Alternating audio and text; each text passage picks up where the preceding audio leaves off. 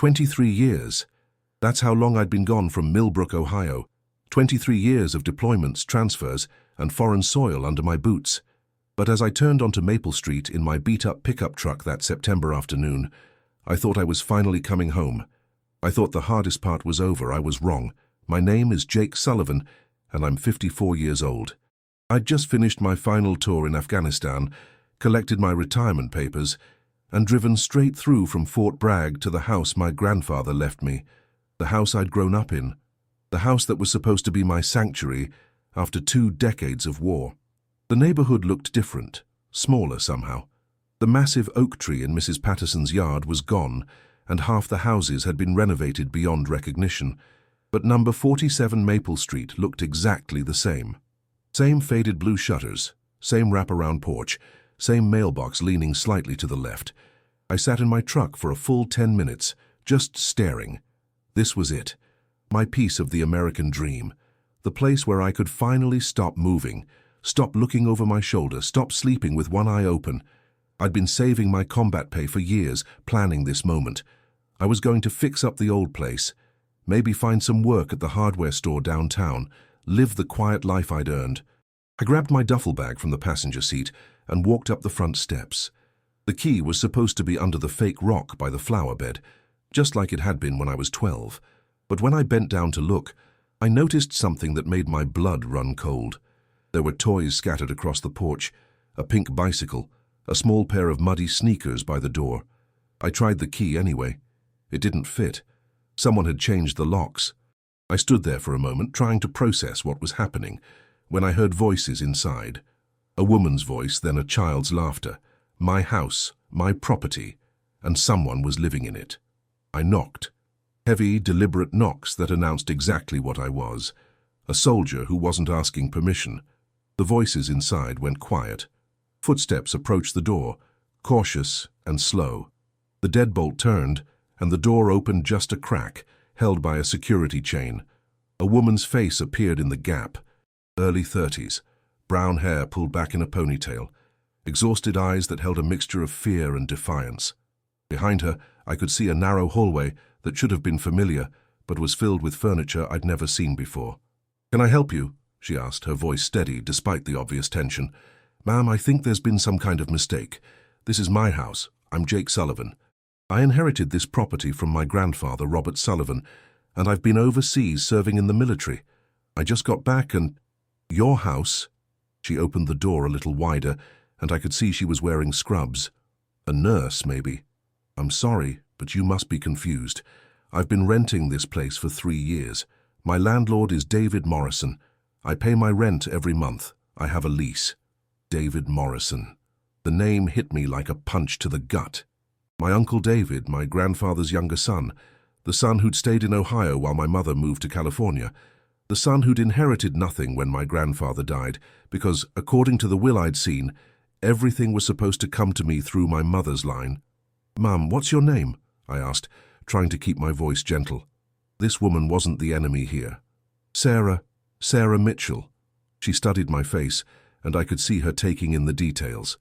The military bearing I couldn't shake, the faded scars on my hands, the way I held myself like someone who'd spent too many years expecting trouble. "Look, I don't know what's going on here, but I have 2 children inside, and they don't need to see their mother arguing with a stranger at the front door." Children, of course there were children. This kept getting worse. "How old are your kids?" 8 and 6. And before you ask, their father died 2 years ago. Car accident. So this house isn't just my home, it's their stability. It's all we have. Her voice cracked slightly on the word stability, and I felt something twist in my chest. I knew what it was like to lose everything. I knew what it was like to need stability and have the world pull it out from under you. "I'm sorry for your loss," I said, and I meant it. "But Sarah, I think my uncle might have rented you a house he doesn't have the right to rent. I've got the deed, the will, everything. This property belongs to me." She stared at me for a long moment, and I could see her mind racing. "Wait here," she said finally, and closed the door. I heard her moving around inside, then talking quietly to someone. A few minutes later, she returned with a folder in her hands. "Here," she said, opening the door wider and showing me a rental agreement, 3-year lease, signed by David Morrison as owner and landlord. Security deposit, first and last month's rent, all paid. The man I wrote those checks to, he looked just like you. Older, grey hair, but the same eyes, the same jawline. I looked at the document. It was legitimate, or at least it looked legitimate. David Morrison's signature, clear terms, a monthly rent of $800, which was probably below market rate for a 3-bedroom house, even in a small Ohio town. Just enough below market to make it seem like a good deal, not a scam. Sarah, I believe you're telling the truth. And I believe you've been paying rent to someone, but I also know this house belongs to me and I can prove it, which means either David Morrison has been lying to you, or there's something about the inheritance I don't understand. Either way, we need to figure this out. She looked at me for a long moment, then stepped back and opened the door fully. Come in, she said, but I want you to meet Emma and Tyler first. They need to know you're not here to hurt us. I followed her into what used to be my grandfather's living room. It had been transformed into a space that was clearly lived in by a family. Toys in organized bins, children's artwork on the refrigerator visible through the kitchen doorway, a couch with throw blankets that had been folded with the kind of care that comes from making a house into a home. 2 kids sat at the kitchen table, homework spread out in front of them. The older one, a girl with her mother's brown hair and serious eyes, looked up when we entered. The younger one, a boy with a face full of freckles, kept coloring but glanced up nervously. Emma, Tyler, this is Mr. Sullivan. He's here because there might be some confusion about our house. Sarah's voice was calm, but I could hear the effort it took to keep it that way. Emma stood up, and I was struck by how much she reminded me of my sister at that age. Protective, suspicious of strangers, ready to step between her family and any threat. Are you going to make us move? She asked, her voice small but brave. I knelt down so I was at her eye level. Emma, I promise you that nobody's making any decisions today. I just got back from a very long trip, and there are some grown-up things your mom and I need to figure out. But you and your brother are safe, okay? She studied my face with the kind of intensity that only kids possess. Mom said you were a soldier.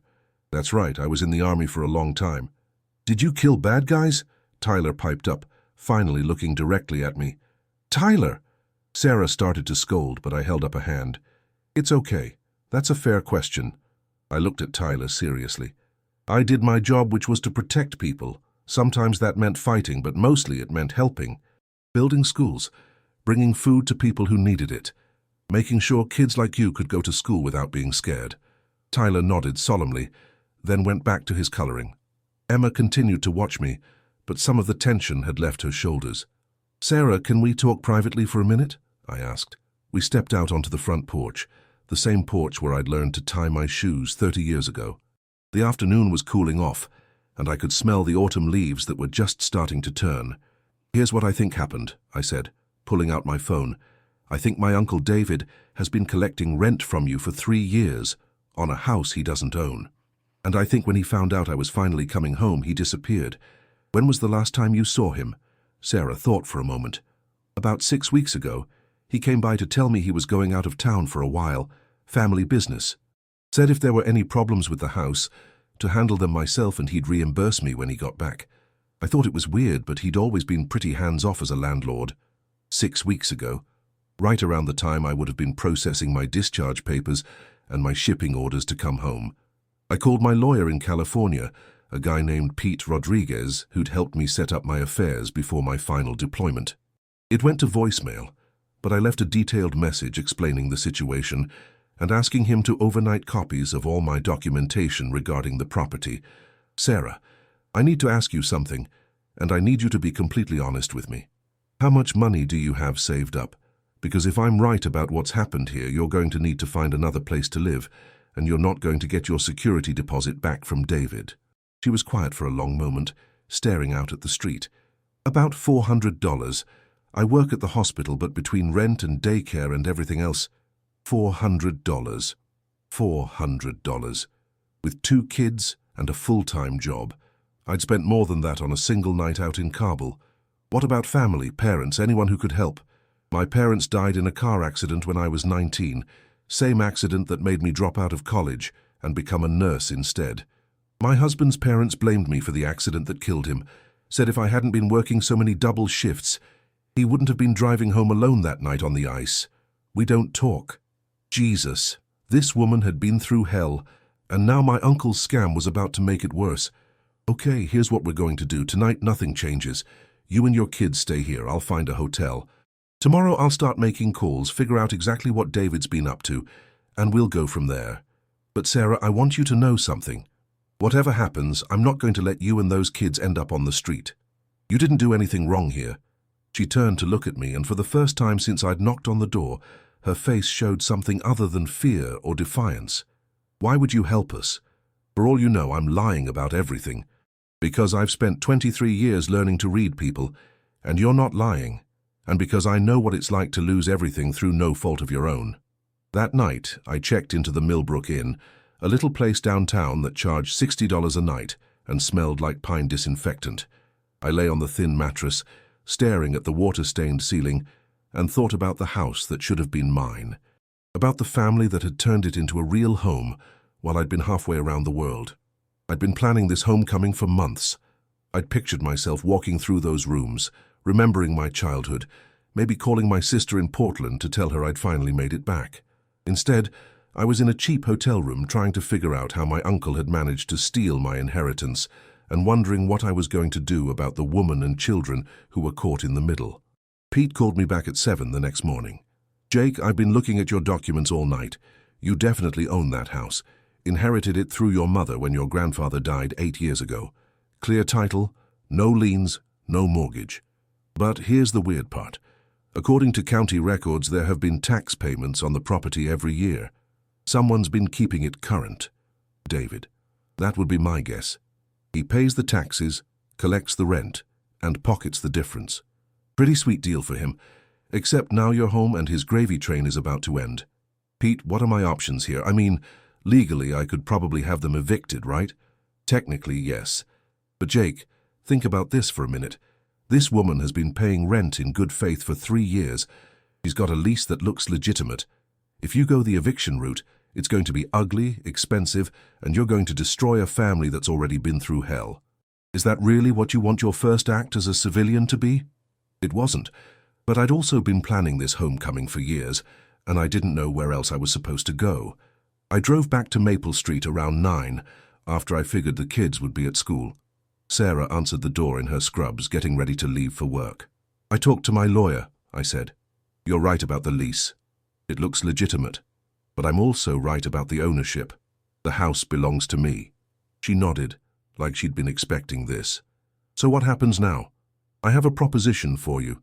Can you take a few minutes before work? We sat at her kitchen table, the same table where I'd eaten cereal before school as a kid. She poured coffee from a pot that had clearly been making coffee for years, and I laid out my idea. Here's what I'm thinking. This house has 4 bedrooms. It's too big for me, and it's clearly working for your family.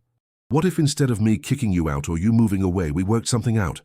I take the master bedroom and the den downstairs. You and the kids keep the other 3 bedrooms and we share the common areas. You pay what you can afford in rent, I handle the utilities and maintenance. Sarah stared at me over her coffee cup. You want to be roommates? I want to solve both our problems. You need affordable housing and stability for your kids. I need to figure out what normal life looks like after 23 years in the military. Maybe we can help each other. You don't even know us. I know you've turned this house into a home. I know your kids feel safe here. I know you're working your ass off to build a life after losing your husband. And I know that when a stranger showed up at your door claiming to own your house, you didn't fall apart. You handled it. She was quiet for a long time, thinking. Finally, she said, what about David? He's still out there with 3 years' worth of rent money that belongs to someone. I'm going to find David. And when I do, I'm going to make sure he pays back every penny he stole from you. But that's my problem, not yours. And if the kids don't like having you around, if this arrangement doesn't work out, then we'll figure something else out. But Sarah, I've lived in barracks and bunkers and temporary housing for more than 2 decades. I'm not exactly high maintenance. She laughed despite herself. Okay, but I have conditions.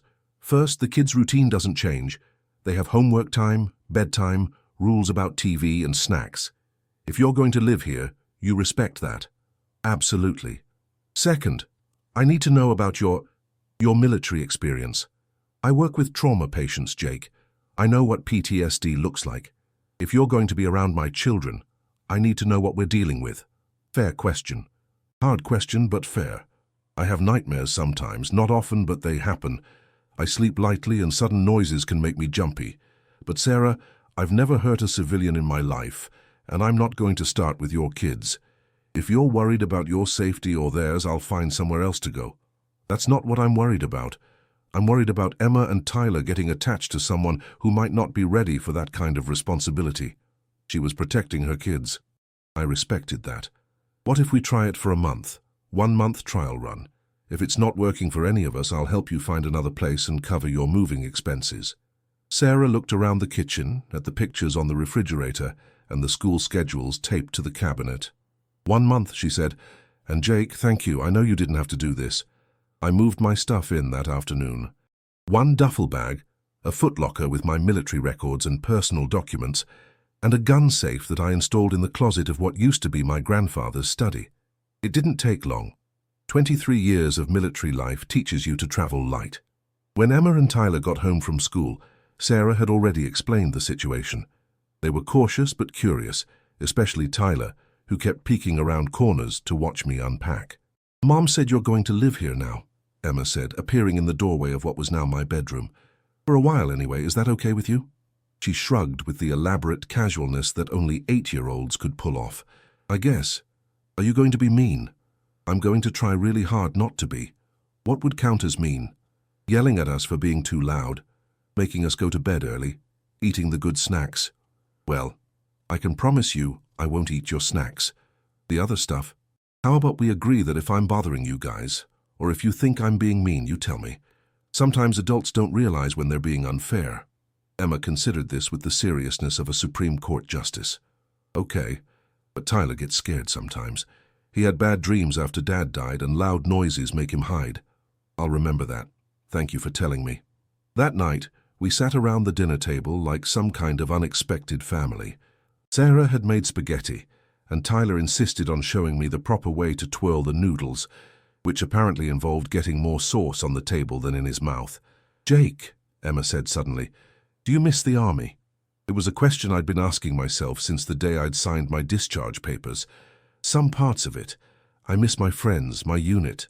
I miss feeling like I was doing something important, but I don't miss being away from home all the time. Where's your family? My sister lives in Oregon. My parents died a long time ago. Most of my friends are still in the military, stationed all over the world. Tyler looked up from his systematic destruction of his spaghetti. So you don't have anybody? The question hit harder than I'd expected. Not nearby, no. Sarah shot me a look across the table, something that might have been sympathy or understanding. Well, now you have us, Tyler said matter-of-factly. For a month, anyway. That first week was an adjustment for everyone. I wasn't used to the sounds of family life. Kids arguing, the TV on in the background, Sarah talking on the phone with other parents about school pickup arrangements. They weren't used to having a man in the house, especially one who got up at 0500 every morning and made his bed with military precision. But we found our rhythm. I started making coffee in the mornings before Sarah's shifts, and she started leaving me notes about the kids' schedules when she had to work late. Emma discovered that I was surprisingly good at helping with math homework, probably because the army had drilled basic calculations into my head for 2 decades. Tyler decided I was an acceptable substitute for reading bedtime stories as long as I did the voices for all the characters. Meanwhile, I was hunting for David Morrison. I'd hired a private investigator in Columbus, a former MP named Rodriguez, who specialized in tracking down people who didn't want to be found. It took him less than a week to locate my uncle, living in a trailer park outside Cincinnati under his real name, apparently confident that no one would come looking for him in a town 200 miles away. Jake, this guy's been running the same scam in 3 different counties, Rodriguez told me over the phone. He finds properties where the real owners are out of state or overseas, figures out how to make himself look like the legitimate landlord, and collects rent for years. Your situation is actually pretty small time compared to some of the others. How much money are we talking about? From your property alone? About $29,000 in rent payments, plus whatever he saved by having someone else pay the utilities. But if we include the other properties, probably close to $200,000 over the past 5 years. $200,000. Money that belonged to landlords who thought their properties were sitting empty and to tenants who thought they were paying legitimate rent. Money that had bought David Morrison 5 years of living without working, while families like Sarah's struggled to make ends meet. I drove to Cincinnati the next Saturday. Sarah knew where I was going and why, but I'd asked her not to tell the kids. If this went wrong, if David refused to cooperate, or if he'd already spent all the money, I didn't want Emma and Tyler to get their hopes up about getting their security deposit back. The trailer park was exactly what I'd expected. Rows of aging mobile homes, some well-maintained, others clearly abandoned. David's place was somewhere in the middle, functional, but not cared for. No decorations, no personal touches, just a place to sleep and hide from the consequences of his actions. I knocked on the door at 9 in the morning, figuring he'd be awake but not expecting company. He answered wearing a bathrobe and a confused expression that turned into recognition and then panic when he saw my face. "Hello, Uncle David." "Jake, Jesus Christ. How did you find me?" "The same way the police are going to find you if we can't work this out like adults." "Can I come in?" He stepped aside and I walked into a living room that looked like someone who'd given up on trying. Empty beer cans on the coffee table, clothes draped over furniture, the smell of cigarettes and stale air. This was what $29,000 in stolen rent had bought him, a place to hide and drink himself to death. "David, we need to talk about the house on Maple Street and the family you've been stealing from for the past 3 years. He slumped into a recliner that had seen better decades. "I suppose you want me to give the money back. Every penny, plus damages, plus an apology to Sarah Mitchell and her kids." "Jake, I don't have it anymore. I spent it." "On what?" "This place can't cost more than $400 a month, and you're clearly not spending money on groceries or housekeeping." He laughed bitterly. "Gambling, mostly. Online poker, trips to the casino. I convinced myself I was investing it, that I'd pay everyone back when I hit it big. Of course it was always gambling with guys like David. The fantasy that the next bet would solve everything, make up for all the previous losses, justify all the stealing and lying. How much do you have left?" "Maybe 3,000. In the bank, I mean. There's also this place, but I don't own it. I've got a car that's worth maybe 5 grand if I'm lucky." $3,000. Out of nearly 30,000.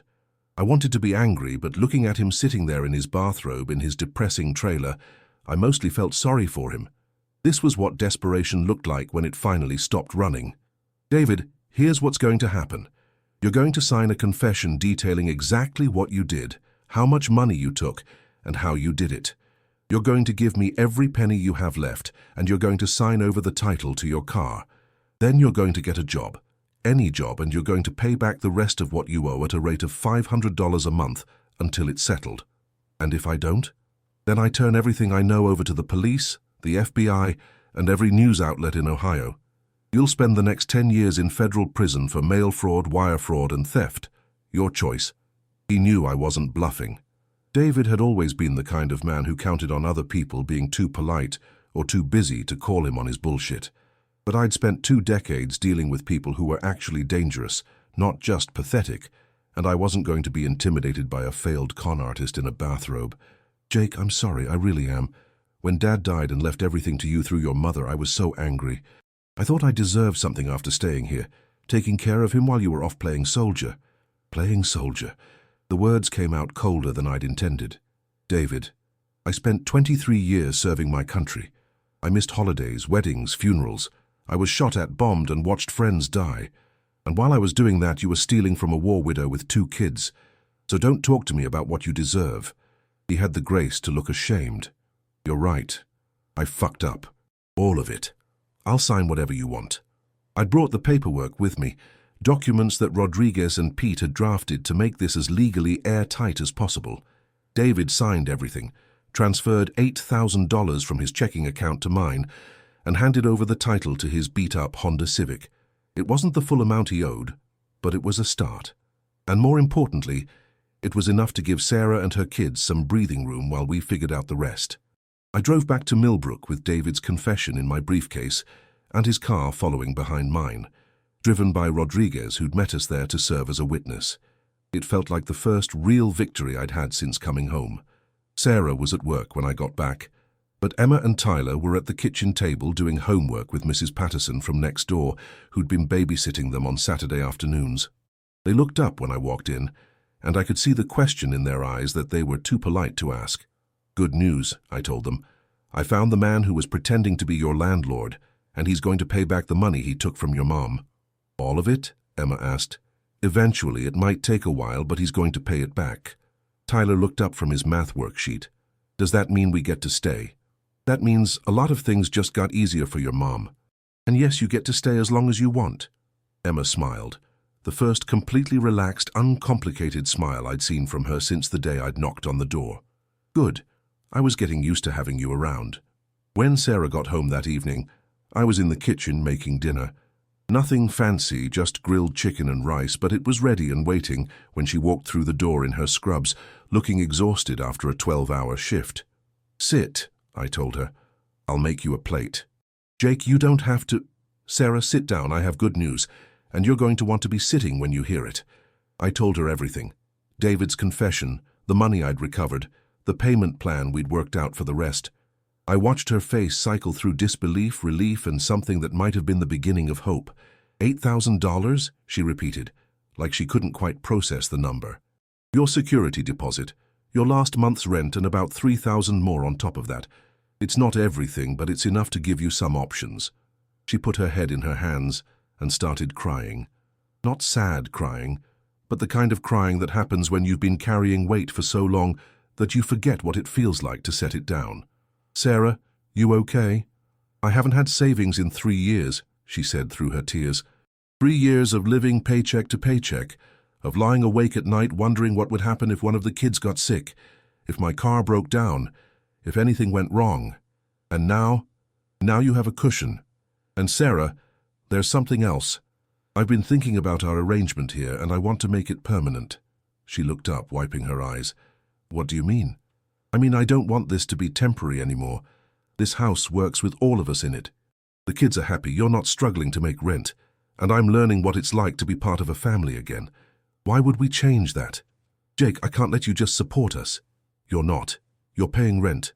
We'll figure out what's fair, and you're helping with groceries and utilities.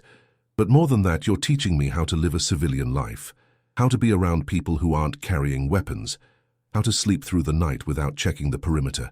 That's worth more than money." She was quiet for a long time, thinking. Finally, she said, "What about when you meet someone? When you want to date, get married, have your own family? What about when you do?" "I'm not ready for that. I don't know if I'll ever be ready for that. Then we're perfect roommates, 2 people who've been through hell, raising kids together, figuring out what comes next." Over the next few months, we settled into a routine that felt less like an arrangement and more like a chosen family.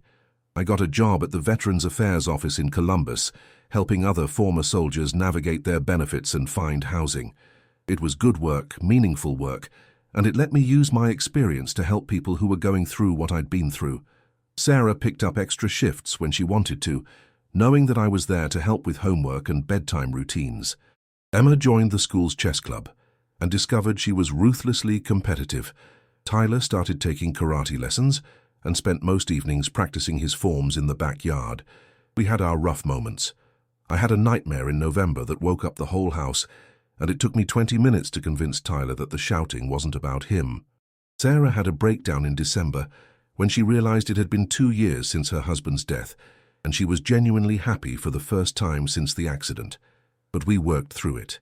We talked about things that most people never have to discuss: trauma and loss and what it means to build a life on the ruins of the life you thought you were going to have. In February, David Morrison sent his first $500 payment. It came with a letter, handwritten and surprisingly coherent, explaining that he'd gotten a job at a warehouse and was attending Gamblers Anonymous meetings 3 times a week. He apologized again, not just for the money, but for failing to understand what his actions had cost a family that was already struggling. I showed the letter to Sarah. She read it twice, then folded it neatly and handed it back to me. "Do you believe him?" she asked. "I think he's trying. Whether he'll keep trying remains to be seen. Either way," she said, "we're okay now. We'll be okay no matter what he does." She was right. We were okay. More than okay, actually. We were a family, even if we hadn't planned it. and even if it didn't look like what anyone expected a family to look like.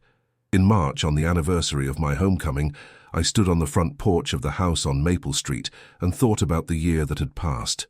I'd come home expecting to live alone, to figure out solitude after decades of military structure. Instead, I'd found something I hadn't even known I was looking for. Emma came out to join me, carrying 2 cups of hot chocolate that Tyler had made with more marshmallows than chocolate. "What are you thinking about?" she asked, settling into the porch swing beside me. "Just this. All of it. A year ago, I thought I was coming home to an empty house. Are you glad we were here? Emma, finding you guys here was the best thing that could have happened to me." She nodded seriously, like she was filing away this information for future reference. "Jake? Yeah? Are you going to stay forever?" I looked through the window at Sarah helping Tyler with his homework at the kitchen table, at the family pictures we'd started putting up that included all 4 of us, at the life we'd built together in this house that had brought us all home. "As long as you'll have me," I said. "Good," Emma said, taking a sip of her hot chocolate, "because Tyler's already planning what to get you for Father's Day." Father's Day? I wasn't their father, and I never would be. But maybe that was okay. Maybe families could be built in all kinds of ways, by all kinds of people who found each other when they needed it most. That evening, after the kids were in bed, Sarah and I sat in the living room talking about summer vacation plans and Tyler's upcoming birthday party. Normal, everyday conversations about normal, everyday life. "Jake," Sarah said suddenly, "I never asked you this, but what did you think was going to happen when you got home? Before you found us here, what was your plan?" I thought about it for a minute. "Honestly, I thought I'd renovate the house, maybe get a dog, figure out how to be a civilian. I thought I wanted quiet and solitude. And instead you got 2 kids, a widow, and a house that's never quiet. Best trade I ever made." The next morning was Saturday, and we had our usual routine. I made coffee and pancakes while Sarah read the news on her tablet. Emma practiced piano in the living room, and Tyler built increasingly elaborate Lego structures at the kitchen table. It was chaos, but it was our chaos. Around 10, the doorbell rang. I went to answer it, expecting a delivery or maybe Mrs. Patterson stopping by to chat. Instead, I found a man in his 50s wearing an expensive suit and holding a briefcase. He looked nervous, like someone who'd been preparing for this conversation, but wasn't sure how it would go. "Are you Jake Sullivan?" he asked. "That's right. Can I help you?" "My name is Robert Palmer. I'm an attorney representing the estate of Eleanor Chen Morrison. I understand you've been having some issues with David Morrison regarding your property." Eleanor Chen Morrison. I'd never heard the name before, but the Morrison part made my stomach clench. "What can I do for you, Mr. Palmer?" "Well, this is rather unusual, but Mrs. Morrison passed away 6 months ago, and in going through her effects, we discovered some documents that I think you'll find very interesting. May I come in?" I led him to the living room where Sarah and the kids looked up curiously from their Saturday morning activities. Mrs. Morrison was David Morrison's ex-wife, Palmer explained, opening his briefcase. They divorced 15 years ago, but apparently David had been forging her signature on various documents over the years, including some that related to your property. He pulled out a folder thick with papers. It seems that David convinced Mrs. Morrison to sign what she thought was a simple power of attorney to handle some minor business affairs. In reality, he'd been using that document to claim ownership of properties that belonged to other people, including yours. "I don't understand," Sarah said. "David told me he inherited the house from his father." "He lied," Palmer said simply. "Mrs. Morrison discovered the truth shortly before her death and was preparing to expose everything. She felt terrible about what had been done in her name, even though she'd been a victim of David's fraud as much as anyone else." He handed me another document. "This is Mrs. Morrison's will. She's left instructions for her estate to compensate all of David's victims. Mr. Sullivan, Mrs. Morrison has bequeathed you $50,000 in damages for what David did to your property. And Mrs.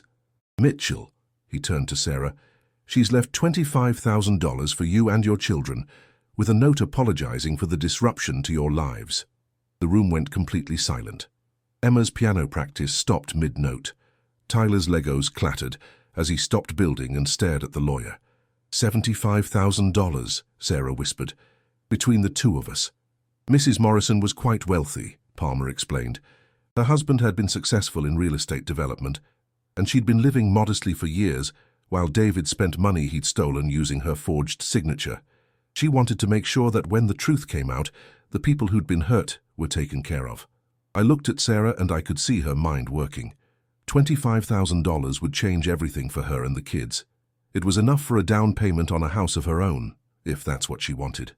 It was enough for her to have choices she'd never had before. After Palmer left, we sat around the kitchen table staring at the checks he'd given us. $50,000 and $25,000, made out by the estate of a woman we'd never met, who'd tried to make right the wrongs done in her name. "Mum," Emma said quietly, "does this mean we can get our own house now?" Sarah looked at her daughter, then at Tyler, then at me. "Do you want your own house?" Emma thought about it seriously. "I like it here. I like having Jake around, and Tyler's room is exactly the way he wants it. But if you want our own place—" "Tyler, what do you think?" Sarah asked. Tyler was building a tower with his Legos, but I could tell he was listening carefully. "I think Jake would be sad if we moved away, and I would miss him. Plus, who would help me with my math homework?" Sarah laughed. "I can help with your math homework. You're not as good at it as Jake is." She turned to me. "What do you think? You've got $50,000 now. You could renovate this place however you want, or you could sell it and move somewhere completely new." I'd been thinking about it since Palmer had handed me the check. $50,000 was more money than I'd had in my personal account ever. It was enough to transform the house, to travel, to do anything I wanted. But what I wanted was sitting around this table, arguing about math homework and whether we needed our own space. "I think," I said carefully, "that we should use this money to make this house work better for all of us. Add on to your bedroom, Sarah, give you more privacy, build a proper play area for Tyler, maybe put in a pool for the summer." "Jake, that's not fair to you," Sarah protested. "That money is yours, and I'm choosing to spend it on our family." The words hung in the air for a moment. Our family. I'd said it without thinking, but I meant it completely. "What about my money?" Sarah asked. $25,000 is enough for a down payment, but it's also enough for college funds for Emma and Tyler, or a vacation, or 1,000 other things we've never been able to afford. It's your money, Sarah. You can do whatever you want with it." She was quiet for a long time, thinking. Finally, she said, "What if we split it? Half goes into college accounts for the kids, and half goes toward house improvements. But Jake, if we're going to do this, if we're really going to build a life together, then we need to be clear about what that means." "What do you mean?" "I mean, we need to talk about the future, about what happens if one of us wants to date someone, about how we're going to explain this arrangement to people, about what we tell the kids when they ask if you're going to adopt them." Adopt them? The idea had never occurred to me, but as soon as she said it, I could picture it. Emma and Tyler Sullivan. Legal siblings, legal family. Not just the family we'd chosen, but the family we'd made official. "Have they asked that?" I said, my voice rougher than I'd intended. "Tyler asked me last week if you were going to be his dad now." I told him it was complicated. I looked at Tyler, who was pretending to be absorbed in his Lego building, but was clearly listening to every word. "Tyler, do you want me to adopt you?" He looked up, his face serious. "What would that mean?" "It would mean that legally, officially, I'd be your dad. Not your first dad, nobody could ever replace him, but your second dad. The one who's here now. And you couldn't change your mind? You couldn't decide you didn't want us anymore?" The question broke my heart. "Tyler, families don't work that way. Once you're family forever. Even when people get mad at each other, even when things are hard, family means you don't give up on each other." Emma had been listening quietly, but now she spoke up. "I remember our first dad. I know Tyler doesn't really, but I do, and I loved him, and I miss him. But Jake, if you wanted to adopt us, I think I'd like that." Sarah was crying again, the same kind of overwhelmed tears she'd shed when I told her about recovering the money from David. "Are you sure?" she asked me. "Jake, this is huge. This is permanent. This changes everything." "Everything already changed the day I knocked on this door and found you living in my house," I said. "This just makes it official."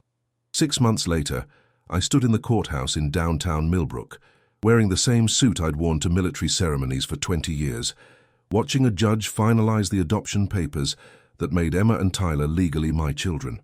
Sarah stood beside me, crying happy tears, while Emma held my hand with the seriousness of someone who understood exactly what was happening. Tyler had fallen asleep in the chair beside us. The legal proceedings were boring, and he'd been up late the night before, too excited about the adoption party we'd planned for that afternoon to sleep properly. When the judge signed the final papers, Emma looked up at me and whispered, "Dad?" It was the first time she'd called me that, and it hit me harder than any battlefield injury I'd ever taken. "Yeah, sweetheart? Thank you for coming home." That afternoon, our backyard was full of people. Mrs. Patterson, who'd become like a grandmother to Emma and Tyler. My co-workers from the VA office, who'd helped me navigate the legal process of the adoption. Sarah's friends from the hospital, who'd watched our unconventional family come together with a mixture of amazement and support. Even Pete Rodriguez had flown in from California, bringing a bottle of champagne and a speech about how sometimes the best things in life are the things you never saw coming. As the sun set and people started to head home, I found myself sitting on the back porch with Sarah, watching Emma and Tyler chase fireflies in the yard we'd redesigned together. "Any regrets?" Sarah asked, echoing the question I'd asked myself 100 times over the past year and a half. "Only one," I said. "What's that?" "I wish my grandfather could have met them. He would have loved this house full of kids and laughter." Sarah smiled. "I think he knows. I think somehow he planned this whole thing." Maybe she was right. Maybe my grandfather had known that when I finally came home, I'd need more than just a house. Maybe he'd known I'd need a family to make it a home. That night, after we'd put away the party decorations and tucked the kids into bed, I walked through the house that had become truly mine in every way that mattered. The master bedroom where I slept soundly without nightmares. The kitchen where we shared meals and homework and conversations about everything and nothing. The living room where Emma practiced piano and Tyler built his endless Lego creations. The den that had become our family room, where we watched movies and played board games and argued about what to have for dinner. It wasn't the homecoming I'd planned. It was better. It was a home full of people who'd chosen each other, who'd built something beautiful out of unexpected circumstances and mutual need. 3 years later, I got a phone call that reminded me how far we'd all come. It was David Morrison, calling from a halfway house in Cincinnati, where he'd been living since completing a court-mandated addiction treatment program. "Jake," he said, his voice steady in a way I'd never heard it before, "I know I'm probably the last person you want to hear from, but I wanted you to know that I've paid off everything I owed. The last payment went out yesterday." It was true. He'd been sending $500 every month for 3 years, sometimes $600 when he could manage it. The money had gone into a college fund for Emma and Tyler, earning interest, growing into something that would give them opportunities neither Sarah nor I had been able to afford when we were their age. "David, I'm glad you got your life together," I said, and I meant it. "What's next for you?" "I'm moving to Florida. My sister lives there, and she's offered to let me stay with her while I get back on my feet. I wanted to thank you, Jake." "Thank me for what?" "For giving me a chance to make it right. For not just throwing me in prison and forgetting about me.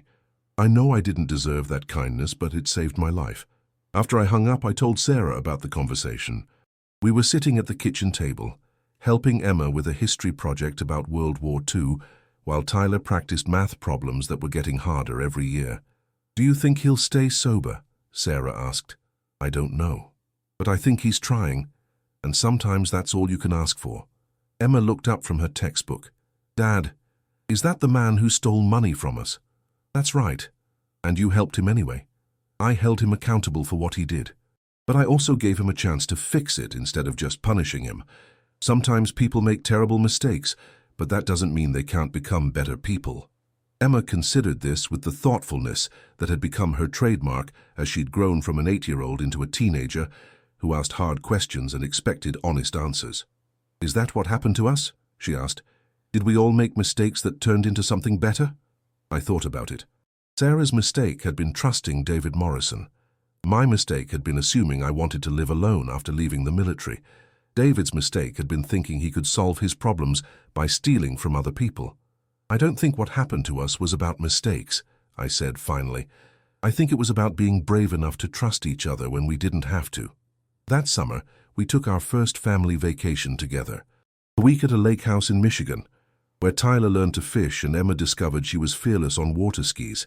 Sarah relaxed in a way I'd never seen before, reading novels and sleeping late, and not worrying about money or schedules or anything except whether we'd remembered to pack enough sunscreen.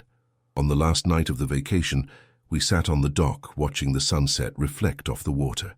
Emma and Tyler were playing some elaborate game that involved throwing stones and keeping score according to rules that changed every 5 minutes. "Jake," Sarah said quietly, "can I ask you something I've never asked before? Anything. Do you ever wonder what would have happened if Emma and I hadn't been in the house when you got home? If you'd walked into an empty house the way you expected to?" I'd thought about it more than once over the years. The quiet life I'd planned, the solitude I'd thought I wanted, the simple existence that would have been so much easier and so much emptier. "I think I would have been fine," I said honestly. "I would have fixed up the house, found a routine, learned to live with civilian life. But Sarah, I wouldn't have been happy. I wouldn't have known what I was missing, but I would have been missing everything that matters. The kids and I, we've never really thanked you. For what? For seeing us as a gift instead of a problem, for making us feel like we belonged in your house instead of making us feel like intruders." I watched Emma help Tyler cast his fishing line, patient with his clumsy technique, protective in the way that big sisters learn to be when their families have been through hard times together. "Sarah, you gave me something I didn't even know I needed. A reason to be home, a reason to build something instead of just exist. You turned a house into a home and a soldier into a father. If anyone should be saying thank you, it's me." That night, as we packed up our vacation things and prepared to drive back to Millbrook the next morning, Tyler crawled into my lap while I was reading on the couch. "Dad, can I ask you something?" "Of course. Are you glad you came home?" It was such a simple question, but it contained everything. All the years of deployment and missing holidays and sleeping in foreign countries. All the fear and uncertainty of leaving the military and starting over. All the surprises and changes and challenges of the life we'd built together. "Tyler, coming home to you and Emma and your mum was the best thing that ever happened to me." He nodded, satisfied with this answer, and settled more comfortably against my chest. "Good, because we're glad you're here too." Now 5 years after that first day when I'd knocked on my own front door and found my life completely different than I'd expected, I can say with certainty that home isn't a place you go back to. Home is what you build with the people who matter to you, wherever you happen to be. Emma is 16 now, driving my truck to school and complaining about curfews and dating rules with the passion that only teenagers can muster. She's talking about colleges and careers and the future she wants to build, and I'm proud of the strong, confident young woman she's becoming. Tyler is 14, all elbows and knees and sudden growth spurts. He's on the wrestling team and the debate team, and he still builds elaborate Lego creations, though now they're engineering projects that could probably win science fairs. Sarah finished her bachelor's degree 2 years ago, studying online while working full-time and raising teenagers. She's talking about going back for her master's, maybe becoming a nurse practitioner. The woman who once had $400 in savings now has options and choices and the confidence that comes from knowing she can handle whatever life throws at her. As for me, I'm the regional director for veteran services now, overseeing programs in 4 counties. I help soldiers transition to civilian life, find housing, navigate their benefits, and build the kind of support networks that make the difference between surviving and thriving. Every day, I meet veterans who are where I was 5 years ago, lost, disconnected, struggling to figure out how to live in a world that doesn't understand what they've been through. And I tell them what I wish someone had told me. Sometimes the best thing that can happen to you is discovering that the life you planned isn't the life you need. Last month, a young soldier named Marcus Rodriguez came into my office. 26 years old, 3 tours in Iraq, discharged after an IED left him with permanent hearing loss and PTSD that made it hard for him to sleep, hard to trust, hard to imagine a future beyond the next day. He reminded me so much of myself that first day, angry and scared and trying to hide both emotions behind military bearing and the kind of pride that keeps you from asking for help, even when you're drowning. "What am I supposed to do now?" he asked me, staring at the paperwork spread across my desk. "I don't know how to be anything except a soldier." "Marcus," I told him, "I know it doesn't feel like it right now, but you're going to be okay, more than okay. You're going to find people who understand what you've been through. You're going to discover what you're good at besides fighting, and you're going to build something that matters." "How can you be so sure?" "Because 5 years ago, I was sitting in a chair just like yours. asking the same questions, and the best thing that ever happened to me was coming home to find out that nothing was the way I'd planned it. I told him about that first day, about finding Sarah and the kids in my house, about the choice I'd made to see them as an opportunity instead of an obstacle. The thing about military service, I said, is that it teaches you to adapt, to work with what you've got instead of what you wish you had. Civilian life isn't any different. Sometimes the best plan is to stay flexible and be open to possibilities you never saw coming. Marcus left my office that day with a housing voucher, information about job training programs, and my personal phone number. But more importantly, he left with the knowledge that someone who'd been where he was had found a way through. That's what home really means to me now. Not just the house on Maple Street where Sarah and Emma and Tyler and I have built our life together. Home is also the understanding that family comes in all shapes and sizes, that community can be chosen as well as inherited, and that sometimes the most important thing you can do is help someone else find their way. Tonight, as I finish telling this story, I'm sitting in the same kitchen where Sarah and I first worked out the details of our unusual living arrangement. Emma is at the table across from me, working on college applications. Tyler is in the living room, teaching Sarah how to play a video game that involves much more strategy than I would have expected. The house is full of the sounds of family life, conversation and laughter, and the occasional argument about whose turn it is to take out the trash. It's chaos, but it's our chaos, and I wouldn't trade it for anything. Earlier this week, Emma asked me if I ever missed the simplicity of military life, the clear hierarchy and defined missions and straightforward objectives. Sometimes, I told her honestly. But Emma, the most important missions are usually the most complicated ones. And raising a family, building a community, learning to live with people you love even when they drive you crazy, those are more important than any mission I was ever sent on in the military. Even when Tyler leaves his socks everywhere and I forget to put away my music sheets, and Mom uses up all the hot water. Especially then, because that's what family means. It means choosing to love each other, even when you're annoying, even when you're difficult, even when you're not at your best. She smiled and went back to her college essay, writing about the importance of found family and chosen community, about how the best things in life often come from the most unexpected circumstances. I realize now that I spent 23 years serving my country, protecting the idea of home for other people, without really understanding what home meant for myself. I thought it was a place you returned to, a reward you earned after years of sacrifice and service. But home isn't a destination. Home is the people who see you at your worst and choose to stay anyway. Home is the family who helps you figure out who you are when you're not in uniform.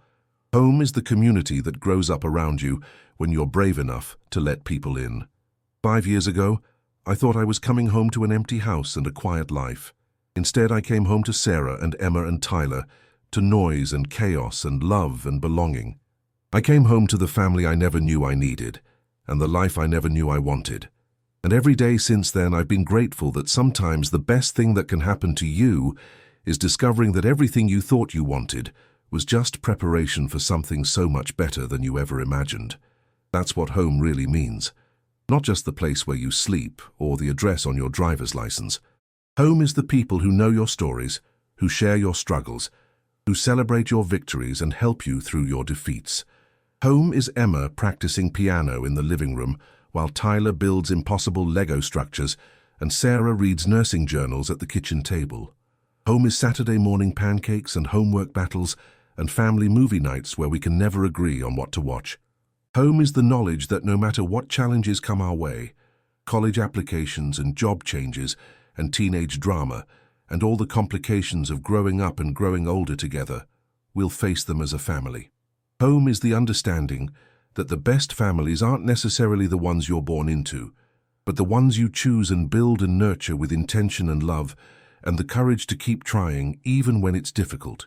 And home is the peace that comes from knowing that after 23 years of searching for where I belonged, I finally found it in the most unexpected place of all, in my own house, with a family I never saw coming, building a life that was better than anything I'd ever planned. Sometimes I think about that first day, about what would have happened if I'd handled things differently. If I'd been angry instead of curious, if I'd demanded my rights instead of looking for solutions, if I'd seen Sarah and the kids as obstacles instead of opportunities. I would have gotten my empty house and my quiet life. I would have had exactly what I thought I wanted, and I would have missed out on everything that really mattered. Instead, I got the chance to learn that home isn't something you find. It's something you build one day at a time, one choice at a time, one act of love at a time, and that's the best homecoming a soldier could ask for. Tonight, as I turn off the lights and check the doors and head upstairs to the house full of people I love, I'm grateful for every unexpected turn that brought us together. Grateful for David Morrison's crime that put Sarah in my house. Grateful for the courage we all showed in choosing to build something together instead of apart. Grateful for the daily miracle of family life, even when it's messy and loud and nothing like what I'd planned. Tomorrow, Emma will practice piano, and Tyler will build something impossible, and Sarah will save lives at the hospital, and I'll help another veteran find their way home. And we'll do it all together as a family, in the house where we learned that sometimes the most important battles are fought not with weapons, but with love and patience, and the determination to never give up on the people who matter most. That's what I learned when I came home at last. That home was never the house. Home was always the family. And sometimes, if you're very lucky, you find both in the same place.